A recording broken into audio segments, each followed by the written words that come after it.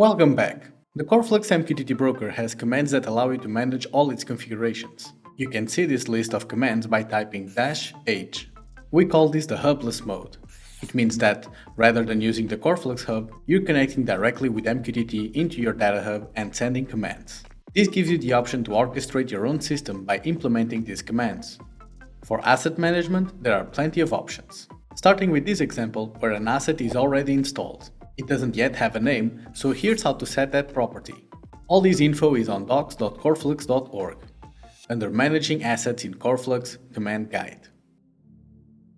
This is the one, Set Asset Name. Let's copy and paste this command into mqtt Explorer. The topic is sys coreflux command, and we need to fetch the asset ID from up here. Paste it in the command line followed by the name you want for this asset. Hit publish and you can see it is now registered. In this example, it's connection bridge.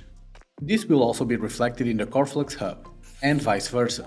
You're free to choose the quick and easy interface or dive into the matrix digital rain. Whatever floats your boat. Another example is -asset config load, followed by the ID or name of the asset. It works either way. This publishes the current configuration we have for the asset. So you can use this feedback message within the application to the same effect of the config menu in the hub. Anytime you come in here, change settings like this port to 1884 for example, and press Save Configuration.